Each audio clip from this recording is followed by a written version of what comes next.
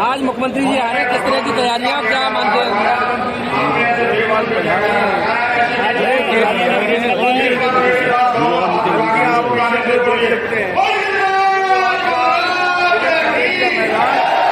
जो यदा हमारी हुआ है इस इतिहास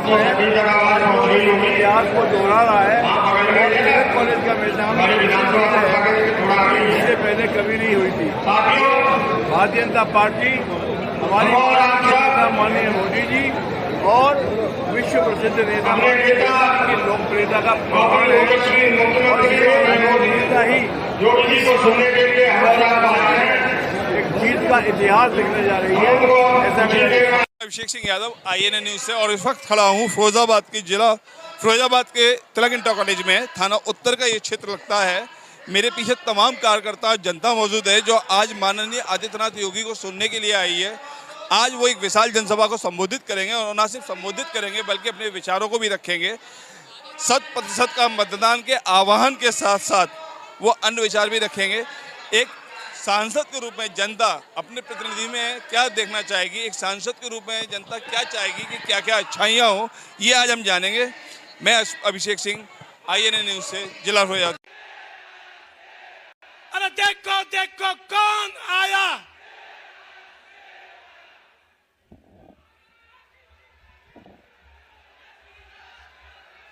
योगी मोदी जिंदाबाद, योगी मोदी जिंदाबाद।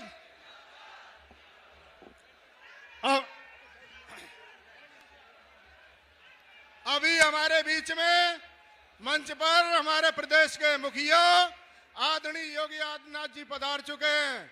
आप सभी बंधुओं से निवेदन, जोरदार तालियों से उनका स्वागत करें। सभी बंधु दोनों हाथ उठा करके जोरदार तालियों से माननीय योगी जी का स्वागत करें।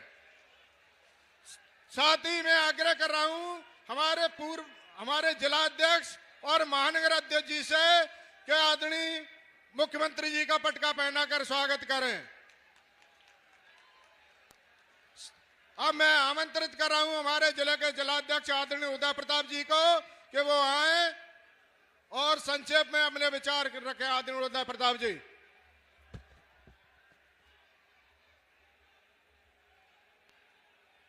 योगी जी स्वागत है भाई, स्वागत है। फिर एक बार, अब की बार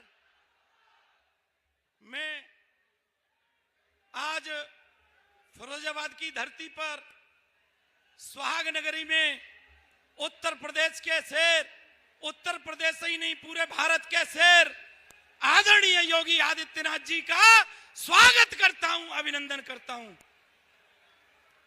बोला भारत माता की, भारत माता की, भारत माता की। आदरणीय बंधुओं, आप सब ऐसी तपती धूप में माननीय महाराज जी उत्तर प्रदेश के मुख्यमंत्री आदरणीय योगी आदित्यनाथ जी का इंतजार कर रहे हैं और ऐसी तपती दोपहरी में आप सब माननीय महाराज जी को सुनने आए हैं। तो एक बार महाराज जी का फिरोजाबाद नगरी में, सुहाग नगरी में जोरदार स्वागत होना चाहिए कि नहीं होना चाहिए? देखो देखो कौन आया, देखो देखो कौन आया। स्वागत है भाई, स्वागत है, स्वागत है भाई, स्वागत है। माननीय योगी जी हम सब के नेता, पूरे देश के नेता, पूरे विश्व के नेता, जिनकी पहचान पूरे देश में बहुत ही लोकप्रिय मुख्यमंत्री आज फिरोजाबाद की धरती पर आए हैं। मैं भाजपा की तरफ से जिलाध्यक्ष होने के नाते उनके श्री चरणों में प्रणाम करता हूं और अभिनंदन करता हूं, स्वागत करता हूं। बहुत बहुत धन्यवाद। जय हिंद, जय भारत। बोला भारत माता की, भारत माता की। अब की बार, अब की बार, फिर एक बार। बहुत बहुत धन्यवाद। बहुत बहुत धन्यवाद आदरणीय अध्यक्ष जी।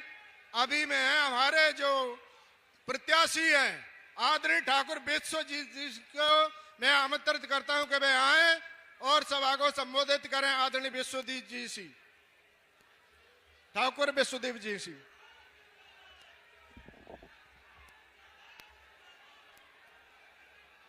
श्रद्धेय महाराज जी और साथियों,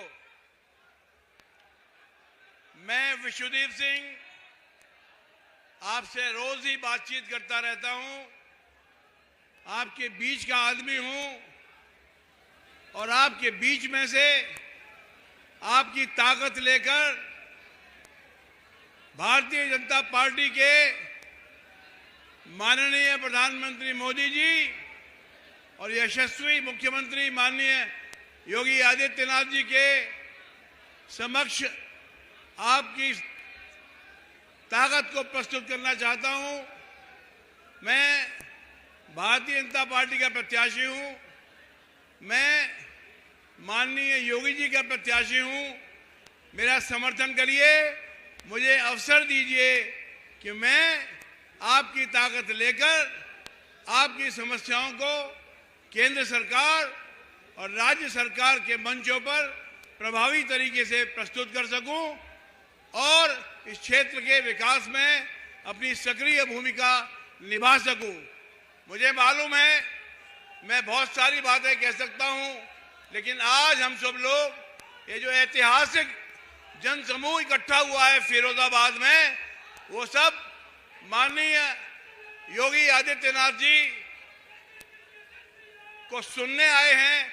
इसलिए मैं अपने आप को यहीं रोकता हूं और आप सबके और माननीय योगी जी के बीच में बाधा न बनते हुए करते हुए कहना चाहता हूं धन्यवाद। जय हिंद, जय भारत, भारतीय जनता पार्टी। बंधुओं, इंतजार की घड़ी समाप्त हुई। हम सबके मुखिया उत्तर प्रदेश के यशस्वी माननीय मुख्यमंत्री जी अब आपको संबोधित करने के लिए आ रहे हैं। जोरदार तालियां बजा के उनका स्वागत करिए। तालियां बजती रहें माननीय योगी जी।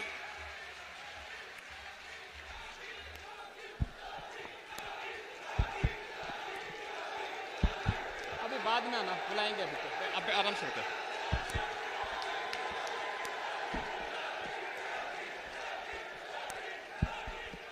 भारत माता की, भारत माता की, भारत माता की।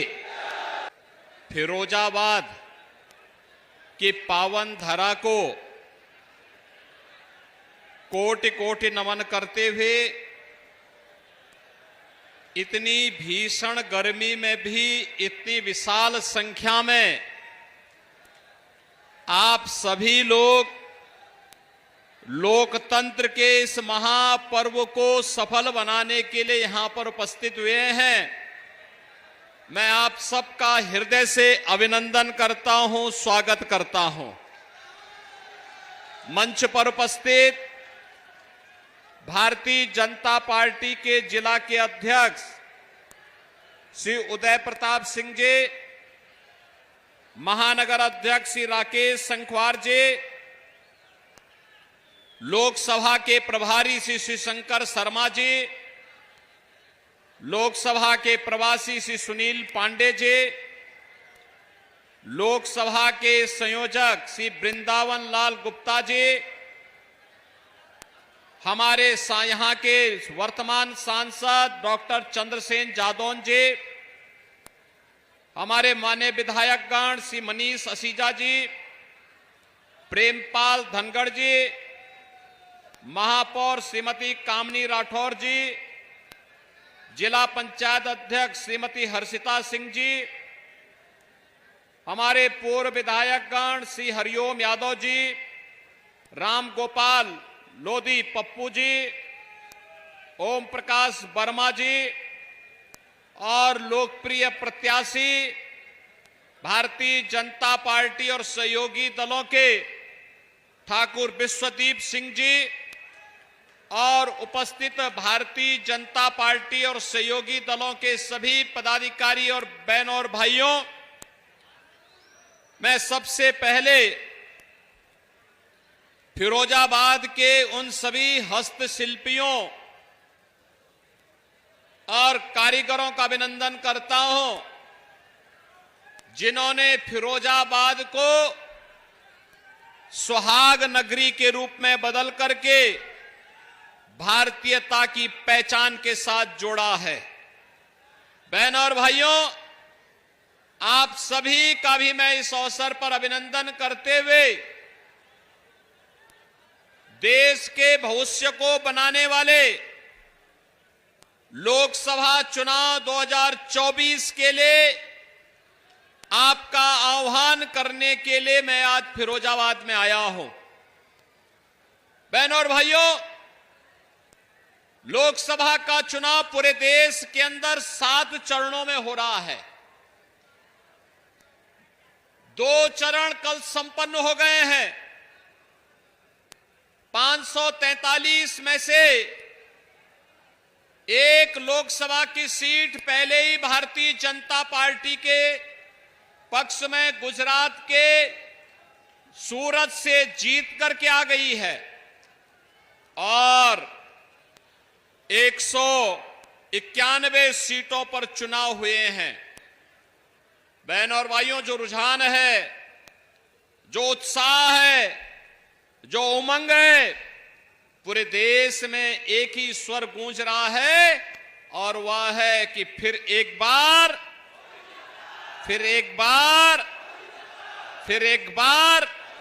मोदी सरकार का।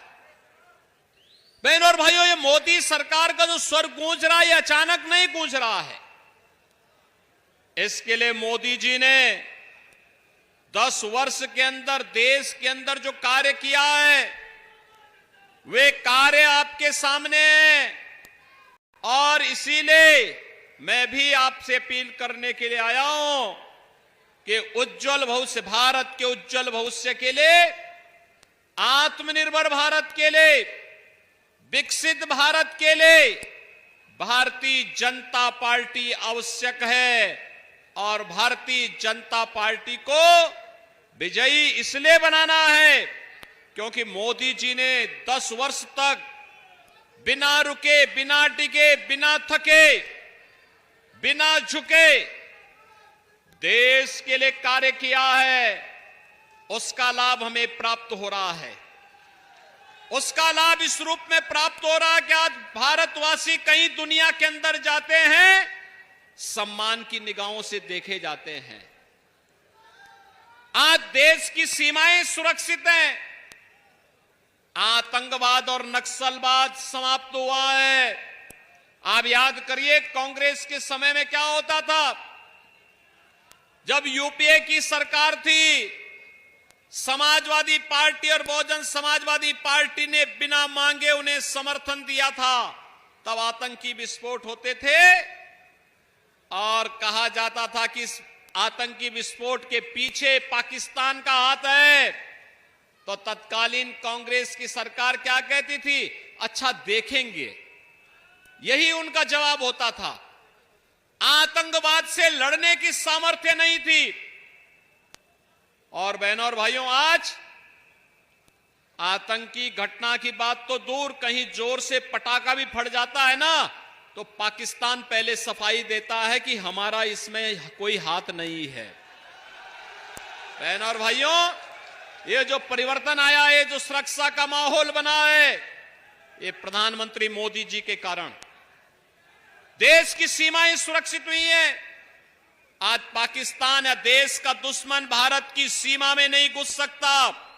उसे मालूम है घुसपैठ करेंगे तो काम तमाम हो जाएगा। पहले से उसे पता है।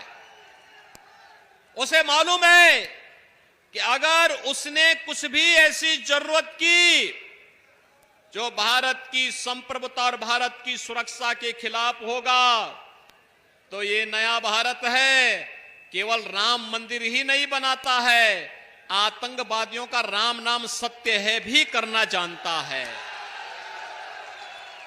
बहनों और भाइयों,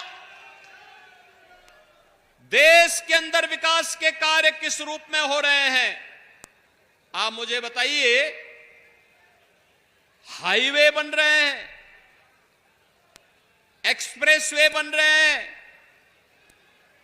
रेलवे और मेट्रो की सुविधाएं बढ़ी हैं, IIT, IIM, triple IT, NIT, one district one medical college, AIIMS और वन डिस्ट्रिक्ट वन प्रोडक्ट के आधार पर फिरोजाबाद के हस्तशिल्पी और कारीगरों की जो प्रोडक्ट है, इसको वैश्विक मान्यता भी प्रदान कराई जा रही है।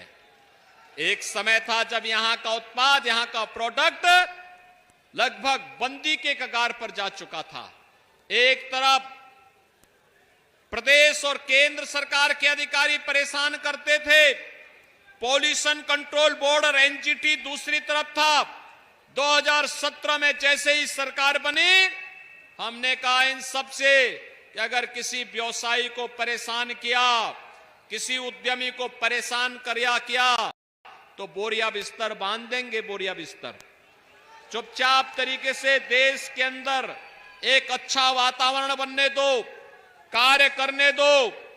भारत के प्रोडक्ट को वैश्विक मान्यता मिलनी चाहिए। और बहनों और भाइयों, आज one district one product, Uttar Pradesh का वन डिस्ट्रिक्ट वन प्रोडक्ट पूरे देश और पूरी दुनिया के अंदर छा रहा है, जिसमें फिरोजाबाद का दुनिया के अंदर छा रहा है। आज आप देख रहे होंगे कि विकास के कार्य भी हो रहे हैं और गरीब कल्याणकारी कार्य भी। लोगों को फ्री में राशन 4 वर्ष से लगातार मिल रहा है और मोदी जी ने कह दिया अगले 5 वर्ष तक लगातार मिलेगा। बहनों और भाइयों, कांग्रेस, सपा, बस्ते बट्टे सब डंकार जाते थे, गरीब को मिलता ही नहीं था, लोग भूखों मरते थे। और समाजवादी पार्टी तो 2 कदम और आगे चली गई थी। आप सोचो, जिन आतंकवादियों ने अयोध्या पे राम जन्मभूमि पर आतंकी हमला किया था, जिन आतंकवादियों ने बजरंगबली के पावन मंदिर, संकट मोचन मंदिर वाराणसी में हमला किया था, जिन आतंकवादियों ने न्यायपालिका पर हमला किया था, जिन आतंकवादियों ने सीआरपीएफ कैंप रामपुर में हमला किया था, उनके मुकदमों को भी समाजवादी पार्टी ने वापस लेने का कुत्सित प्रयास किया था। तब न्यायपालिका ने अखिलेश यादव की सरकार को के बारे में टिप्पणी की थी। तब न्यायपालिका ने कहा था, आज आतंकवादियों के मुकदमों को वापस ले रहे हो, कल बड़ी बेशर्मी के साथ इन आतंकवादियों को पद्म पुरस्कार से नवाजोगे, देश की सुरक्षा का क्या हाल होगा।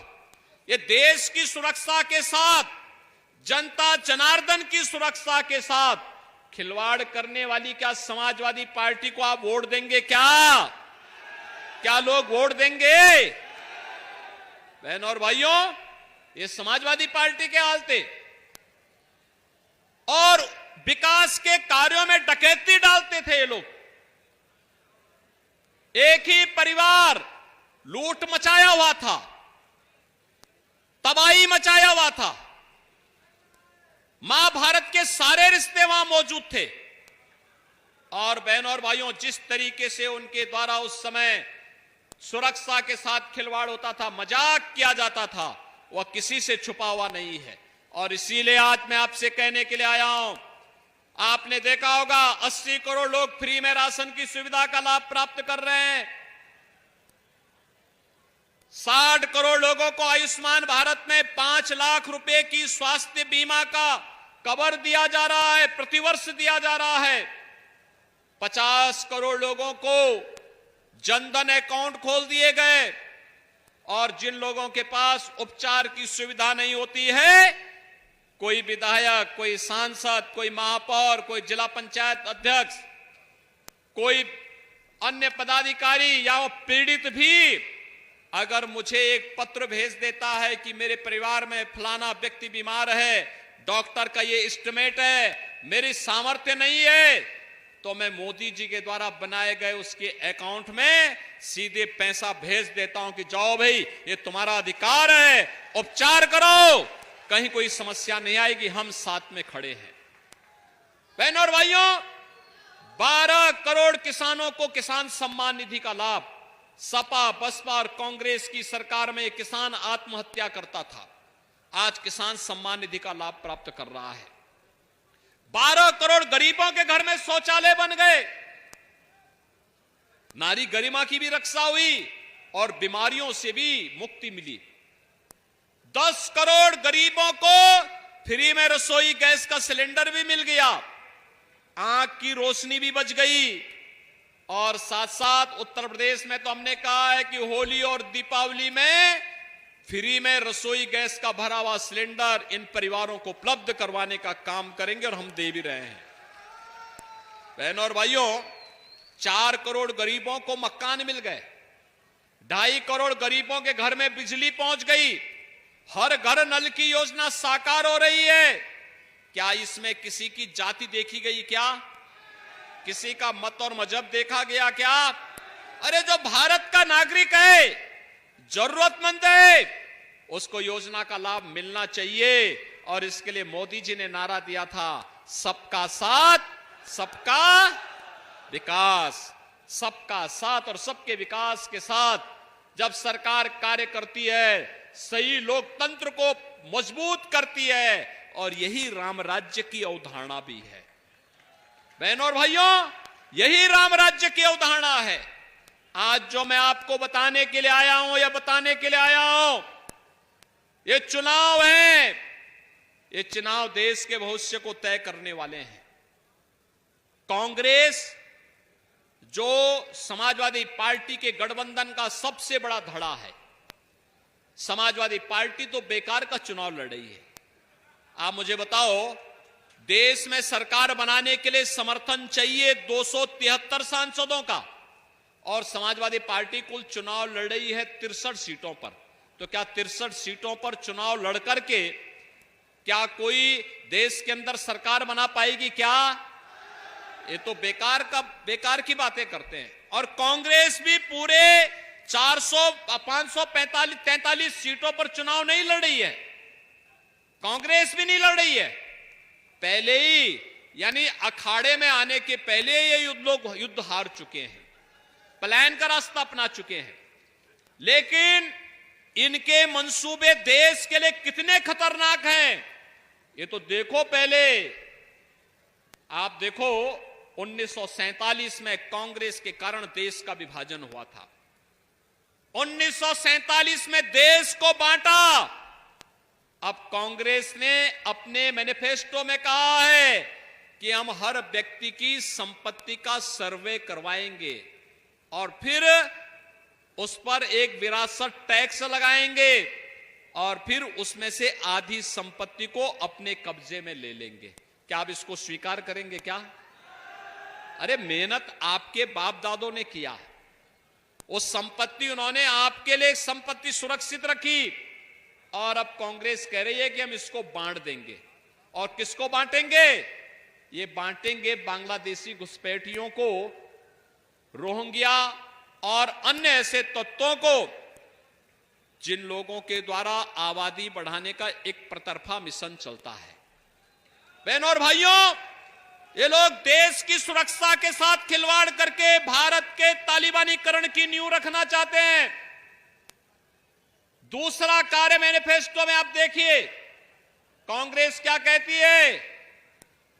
इसने कहा है अनुसूचित जाति, जनजाति और पिछड़ी जाति के हकों पर ये लोग डकैती डालने वाले हैं, और समाजवादी पार्टी भी उनका सहयोग कर रही है। किस रूप में? आप सोचिए, जब कांग्रेस की यूपीए की गवर्नमेंट थी, तब कांग्रेस ने जस्टिस रंगनाथ मिश्रा की अध्यक्षता में एक आयोग का गठन किया था, उसको रंगनाथ आयोग कहते हैं। उसमें उसने कहा था कि बहनों और भाइयों, उसमें कहा था कि पिछड़ी जाति को मिलने वाले 27% आरक्षण में 6% मुसलमानों को दे देना चाहिए। भारतीय जनता पार्टी ने पुरजोर विरोध किया था और कहा था कि भारत का संविधान धार्मिक आधार पर विभाजन का पक्षधर है, धार्मिक आधार पर किसी भी रिजर्वेशन का पक्षधर नहीं है। क्योंकि धार्मिक आधार पर दिया जाने वाला कोई भी आरक्षण देश के विभाजन की नींव रखने वाला है। इसी आधार पर देश का विभाजन हुआ था और भारतीय जनता पार्टी ने पुरजोर विरोध किया था। कांग्रेस के मंसूबे पूरे नहीं हो पाए। उन्होंने उस समय अनुसूचित जाति के लोगों को के अधिकारों पर भी सेंध लगाने का प्रयास किया था। सच्चर कमेटी की रिपोर्ट भी लागू करने का प्रयास किया था। ये सभी कांग्रेस के पाप थे।